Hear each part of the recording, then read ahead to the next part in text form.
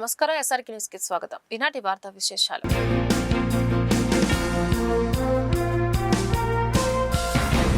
Green Guntur నవ గుంటూరు అనే వినూత్న కార్యక్రమాల ద్వారా గుంటూరు నగరాన్ని హరిత నగరంగా తీర్చిదిద్దుకోవడానికి అవకాశం ఉందని, ప్రజలకు ఆరోగ్యం ఆహ్లాదం అందించే కార్యక్రమాల్లో అధికారులతో పాటు ప్రజలు విరివిగా పాల్గొనాలని ఎంపీ పెమ్మసాని చంద్రశేఖర్ పిలుపునిచ్చారు. గుంటూరు నగరపాలక సంస్థ ఆధ్వర్యంలో ఇన్నర్ రింగ్ రోడ్లోని శిల్పారామం వద్ద శనివారం నవ గుంటూరు గ్రీన్ గుంటూరు కార్యక్రమాల ప్రారంభ సూచికగా మొక్కలు నాటి పోస్టర్స్ ని పెమ్మసాని ఆవిష్కరించారు. 2047 నాటికి దేశంలో 50% గ్రీన్ కవర్ సాధించాలన్న ప్రధానమంత్రి నరేంద్ర మోదీ, ముఖ్యమంత్రి నారా చంద్రబాబు నాయుడు ఆశయాలకు అనుగుణంగా గుంటూరు నగరాన్ని సమగ్రంగా అభివృద్ధి చేసేందుకు ప్రణాళికలు సిద్ధం చేసినట్లు వెల్లడించారు. ప్రస్తుతం గుంటూరు ప్రాంతంలో కేవలం 7.2% మాత్రమే గ్రీన్ కవర్ ఉందని, రహదారుల విస్తరణ మరియు సరైన నిర్వహణ లేకపోవడం వల్ల చెట్లు తగ్గిపోతున్నాయని పేర్కొన్నారు. అది ఎంత అద్భుత హ్యాండ్ వారందరికీ చక్కటి మొక్కలు అందించి ప్రతి ఇంటా పడి అలాగే మొక్కలు కూడా జరుగుతుంది. కావాల్సిన వాళ్ళకి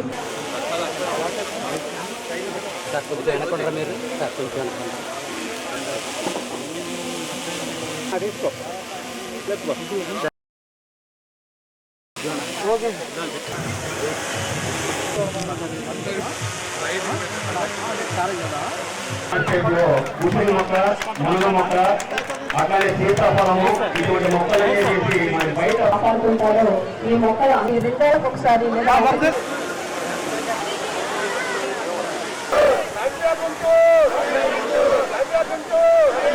గొప్ప విజయాలు సాధించాలని తాగునీటి అవసరాలకు వినియోగించే విధంగా roof top rain water harvesting విధానాన్ని ప్రోత్సహించారు.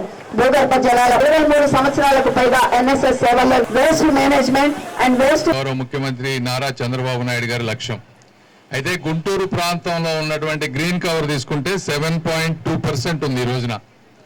అదేవిధంగా మనం అనేక రోడ్లు ఎక్స్టెన్షన్ చేసుకోవటం కానీ, లేకపోతే పాత మెయింటెనెన్స్ లేకపోవడం వల్ల కానీ చాలా చెట్లన్నీ కొట్టివేయడం జరుగుతూ ఉంది. కాబట్టి అందులో భాగంగా ఈరోజు కలెక్టర్ గారు, అదేవిధంగా కమిషనర్ గారు ఒక కొత్త గుంటూరు, నవ గుంటూరు, అదేవిధంగా గ్రీన్ గుంటూరు, ఈ 2 కార్యక్రమాలతోటి పేర్లతోటి అనేక కార్యక్రమాలు తీసుకున్నారు. అందులో ఈరోజు 1,20,000 మొక్కలు గుంటూరు పార్లమెంటు పరిధిలో కొత్త మొక్కలు నాటే విధమైనటువంటి ఒక ప్రణాళికను తీసుకున్నారు. అంటే ఈ మొక్కలుకి డబ్బులు అన్ని, అంటే గవర్నమెంట్లో ఉన్నటువంటి అర్బన్ బాడీస్, పంచాయతీ, జెడ్పీ నిధులు కొన్ని సిఎస్ఆర్, కొంతమంది స్వచ్ఛంద సంస్థలు, ఇలా అన్ని రకాల వ్యక్తులందరితోటి మాట్లాడి 1,20,000 మొక్కలు తీసుకొచ్చారు. ఈ మొక్కలు 1,20,000లో 90,000 మొక్కలకి దాదాపుగా ట్రీ గార్డ్స్ కూడా తీసుకొచ్చారు. ఎందుకంటే అందరూ మొక్కలు నాటుతారు కానీ, సో అదేదో సామెత ఉంటుంది, పొద్దున్నే మొక్క నాటుతారు, మధ్యాహ్నం మేక తింటుంది, సాయంత్రం ఆ మేకను రాజకీయ నాయకుడు తింటాడు అనేది కాకుండా, నాటిన మొక్కల్ని ట్రీ గార్డ్స్ రూపంలో ఉండే విధంగా ప్రొటెక్ట్ చేసుకునే విధంగా దానికి కూడా ఒక ప్రణాళిక తీసుకొచ్చి ప్రతి మొక్కకి జియో ట్యాగింగ్ చేసి మొబైల్ యాప్ ద్వారా మానిటర్ చేస్తూ ఈ మొక్కలన్నీ, అంటే ఇవి కూడా చిన్న చిన్న మొక్కలు కాకుండా ఒక 3 feet మొక్కలు ఉండే విధంగా చేసి, ఆ మొక్కలు అంటే ఆల్రెడీ బతికున్నాయి కాబట్టి అవి ముందు ఇంకా బతికేయడానికి అవకాశం ఎక్కువ ఉంది కాబట్టి అలాంటి మొక్కలన్నీ తీసుకొచ్చి ఈరోజు మంచి కార్యక్రమం చేస్తూ ఉన్నారు. కలెక్టర్ గారికి, కమిషనర్ గారికి గుంటూరు ప్రాంత ప్రజల తరఫున ధన్యవాదాలు తెలుపుతా ఉన్నాను. ఈ కార్యక్రమాన్ని వాళ్ళు తీసుకున్నందుకు మీరు కూడా అందరూ చక్కగా చప్పట్లతోటి వాళ్ళకి అభినందనలు తెలపాలి. ఇవే కాకుండా గుంటూరు అనేకమైనటువంటి వినూత్నమైనటువంటి కార్యక్రమాలు, మిషన్ జీరో ప్లాస్టిక్ అనే ఒకటి తీసుకుంటా ఉన్నారు. అంటే ఎక్కడా కూడా ప్లాస్టిక్ లేకుండా ఈ 15వ తారీఖు నుంచి సింగిల్ యూజ్ ప్లాస్టిక్ వాడినా, రోడ్ల మీద లెటరింగ్ చేసినా కూడా కొంత ఫైన్ వేసేటువంటి విధానం.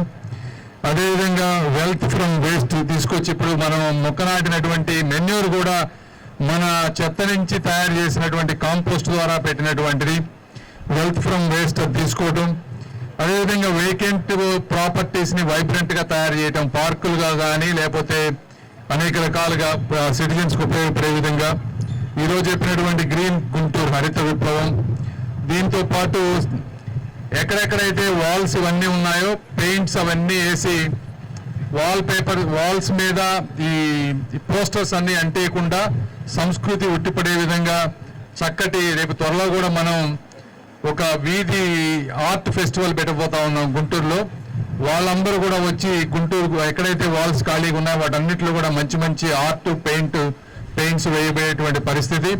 వీటితో పాటు ఈ ప్రాంతంలో ఇవాళ సాయంత్రం ఒక 500 కోట్ల రూపాయలతోటి ఈ ప్రాంతం మొత్తానికి వచ్చే 30 సంవత్సరాలకు సరిపోయే వాటర్ కి సంబంధించినటువంటిది కూడా మనం ప్రారంభోత్సవం చేసుకోబోతా ఉన్నాం. ఇదే ప్రాంతం ఎలా ఉండేది, ఒక 15 సంవత్సరాల్లో ఇది ఎలా మారుతా ఉందో మనందరం కూడా చూస్తా ఉన్నాం.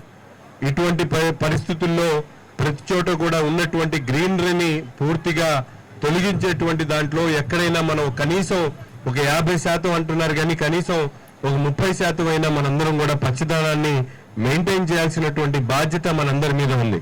కేవలం గ్రీనరీ కాకుండా దాంతో పాటు మన సిటీని క్లీన్ గా పెట్టుకోవాల్సినటువంటి అవసరం ఉంది. కాబట్టి ఇది కేవలం ఒక రాజకీయ నాయకులకో లేకపోతే కార్పొరేషన్ సంబంధించినటువంటి సిబ్బంది కాకుండా ప్రతి ఒక్క పౌరుడి బాధ్యతగా మనం దీన్ని తీసుకొని పెద్ద ఎత్తున విద్యా సంస్థలు కానీ అలాగే అసోసియేషన్స్ కానీ అలాగే అదైతే అపార్ట్మెంట్ సంబంధించినటువంటి అసోసియేషన్స్ కానీ అలాగే కార్పొరేట్ సంస్థలు కానీ ప్రతి ఒక్కరు కూడా విరివిరిగా దీంట్లో భాగస్వాములై మనం వాడేటువంటి ప్రతి ఒక్క వస్తువుని కూడా ఏ విధంగా రీయూజ్ చేయగలుగుతాం, రీయూజ్ చేసేటువంటి వస్తువు లేకపోతే దాన్ని ఎలా డిస్ట్రాయ్ చేసి ఎక్కడ కూడా నేచర్ కి ఇబ్బంది కాకుండా చేయగలుగుతామో ప్రతి ఒక్కరు కూడా అవగాహన తెచ్చేటువంటి విధంగా పెద్దలందరూ కూడా ప్రయత్నం చేయాలి. ముఖ్యంగా స్టూడెంట్స్ కి దీని మీద పూర్తిగా అవగాహన తెచ్చేటువంటి విధంగా విద్యా సంస్థల్లో దీని మీద ప్రత్యేకమైనటువంటి ఎస్ఏ రైటింగ్ కాంపిటీషన్స్ ని కండక్ట్ చేయించాలని చెప్పి మా కమిషనర్ గారిని కోరుతా ఉన్నా.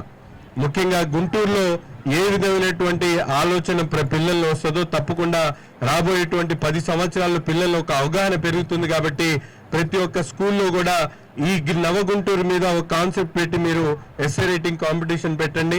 పిల్లల్లో అవగాహన వస్తుంది. ఆ పిల్లలు ప్రిపేర్ అయ్యేప్పుడు తల్లిదండ్రులను అడుగుతారు, వాళ్ళకు కూడా అవగాహన వస్తుంది. కాబట్టి ఇటువంటి ఒక చక్కటి కార్యక్రమాన్ని తీసుకున్నటువంటి కమిషనర్ గారు దీన్ని కేవలం ఒక లిమిటెడ్ పీరియడ్ గా కాకుండా మొక్కలు నాటేటువంటి కార్యక్రమంతో సరిపెట్టుకోకుండా ప్రతి ఒక్క వార్డులో కూడా కంపల్సరీగా గ్రీన్ వాలంటీర్స్ ని ఏర్పాటు చేసి ఆ వాలంటీర్స్ ద్వారా అవగాహన కల్పించేటువంటి కార్యక్రమం.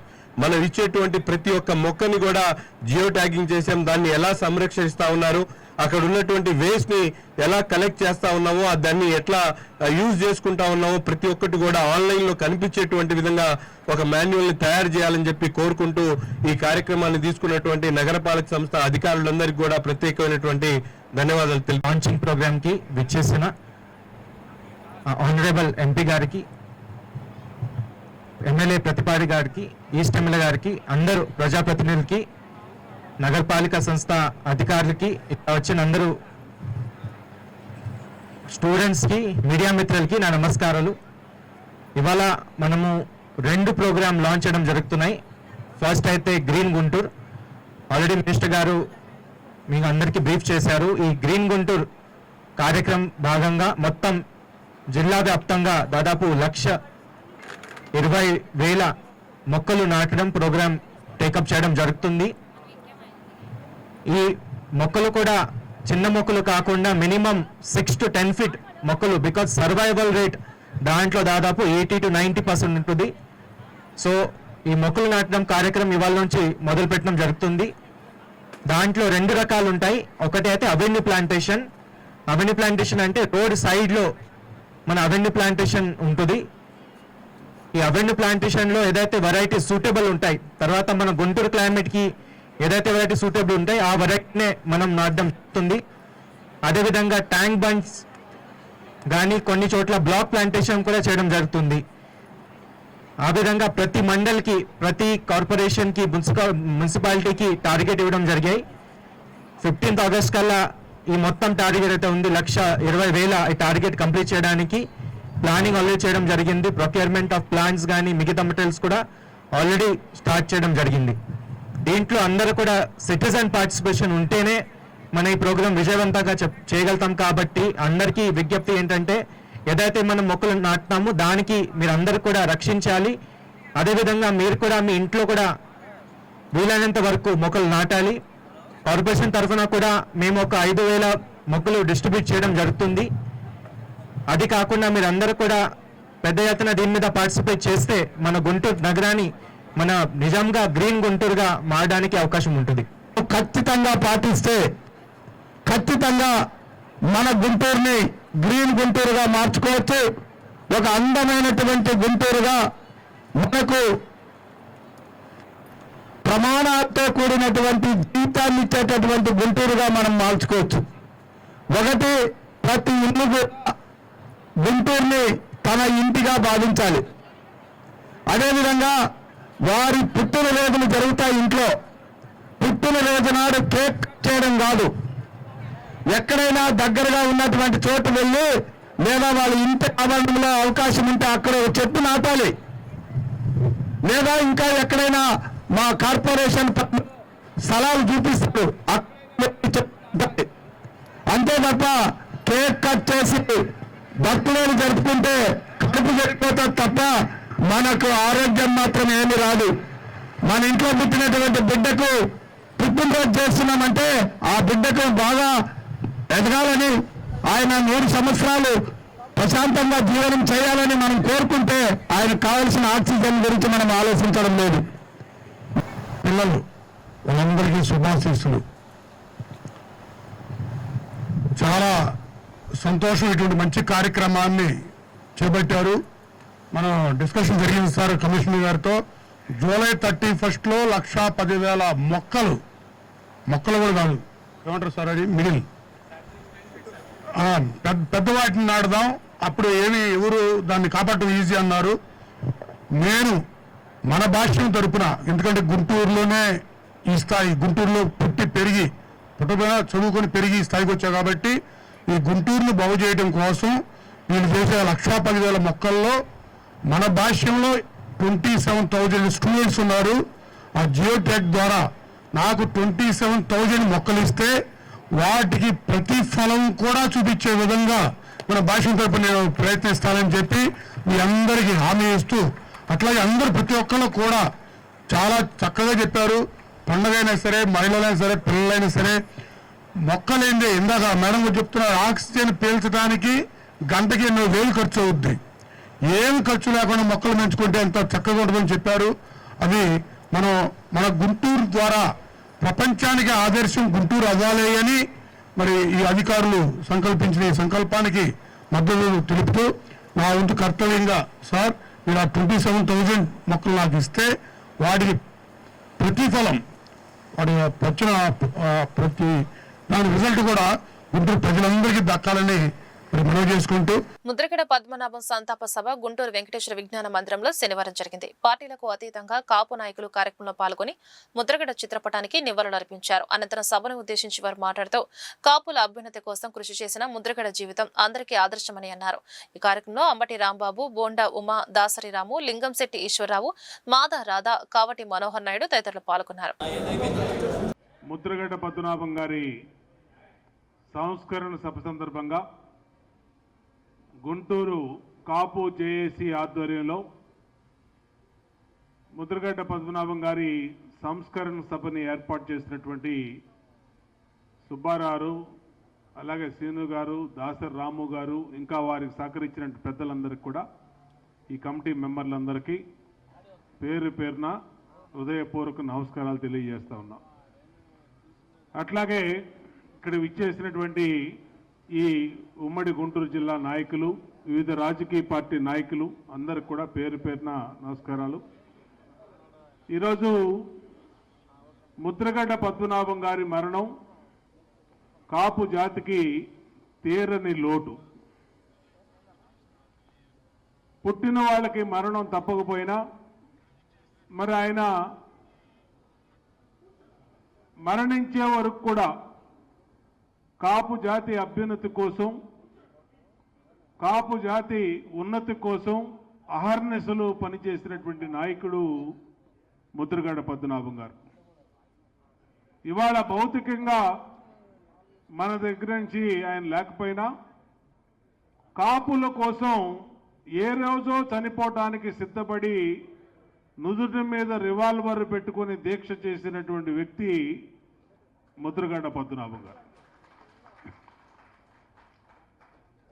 అనేక పోరాటాలు, కాపు జాతి రిజర్వేషను, కాపులకి స్కాలర్షిప్లు, కాపులకి అన్ని రకాలుగా ఆ జాతి ఉన్నతి కోసం అనేక పోరాటాలు చేశాడు. రాజకీయంగా ఆయన అనేక పార్టీల్లో పనిచేశారు. మంత్రిగా, పార్లమెంట్ సభ్యుడిగా, ఎమ్మెల్యేగా ఆయన చేయని పదవి లేదు, ఆయన చూడని పదవి లేదు. అలాగే ఆయన అహర్నెస్లో కూడా ఆఖరి శ్వాస వరకు నీతివంతుడుగా, నిజాయితీగా ఆయన తన ఆస్తిని కర్పూరంలాగా కరగేసి ప్రజల కోసం ఈ కాపు సామాజిక వర్గం కోసం పెట్టినటువంటి వ్యక్తి ముద్రగడ పద్మనాభం గారు. 2014లో ఈ రాష్ట్రం విడిపోయినాక మేము తొలి అసెంబ్లీలో మేమందరూ శాసనసభ్యులుగా ఆ రోజు కాపు ఉద్యమం మళ్ళీ పురుడు పోసుకున్నటువంటి సందర్భం బాగా గుర్తుంది. ఆ రోజు మేమందరం అధికార పార్టీలో, ప్రభుత్వంలో ఉన్నటువంటి వాళ్ళం. ఆ రోజున ముద్రగడ పద్మనాభం గారు కాపుల సమస్యల మీద లేఖ రాశారు ముఖ్యమంత్రి గారికి. దాంట్లో రిజర్వేషన్లు కానించి, నిధులు కానించి, పోస్టింగ్లు కానించి, రాజకీయ ప్రాధాన్యత కానించి అనేక అంశాలైన పద్మనాభం గారు ఉదహరించడం జరిగింది. ఆ రోజు మొదటి లేఖ, రెండో లేఖ, మూడో లేఖ వచ్చినప్పుడు 2016 ఆ టైంలో వచ్చినప్పుడు మేము అధిష్టానం దృష్టికి తీసుకెళ్ళాం. ఇది ముద్రగడ పద్మనాభం గారు రాసే లేఖల్లో ప్రభుత్వం ఆలోచన చేయవలసినటువంటి అవసరం ఉంది. ఆలోచన చేసి సాధ్యాసాధ్యాలకు ఒక కమిటీ వేసి ఆ సాధ్యాసాధ్యాల పైన ఆయనతో చర్చించి డైరెక్ట్గా ఆయన్ని పిలిస్తే బాగుంటుందని ఆ రోజున అధిష్టానానికి తెలియజేయడం కూడా జరిగింది. ప్రయాణికుల భద్రతే లక్ష్యంగా గుంటూరు జిల్లా పోలీస్ శాఖ అభయ ఆటో గుంటూరు మొబైల్ అప్లికేషన్ రూపొందించింది. నగరంపాలెంలోని పోలీస్ కళ్యాణ మండపంలో శనివారం ఎస్పీ వకుల్ జిందాల్ ఈ యాప్ ఆవిష్కరించి మాట్లాడారు. ఆటో ప్రయాణం అంటే మహిళలు భయపడుతుంటారని, అటువంటి వారికి ఈ యాప్ ఆపన్న హస్తంలో ఉపయోగపడుతుందని చెప్పారు. 99% మంది ఆటో డ్రైవర్లు నిజాయితీ పరులని కొనియాడారు. ఆటోలో పోగొట్టుకున్న వస్తువుల రికవరీకి కూడా యాప్ పనిచేస్తుందని చెప్పారు.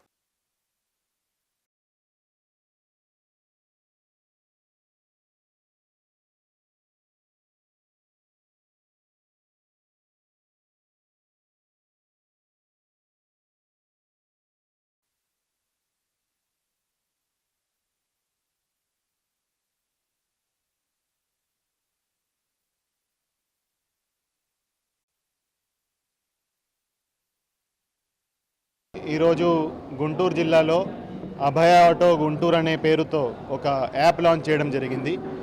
ఆటోలో ఎవరైతే ప్రయాణిస్తున్నారో వాళ్ళ భద్రత కోసం ఈ యాప్ మేము ప్రత్యేకంగా డెవలప్ చేయడం జరిగింది.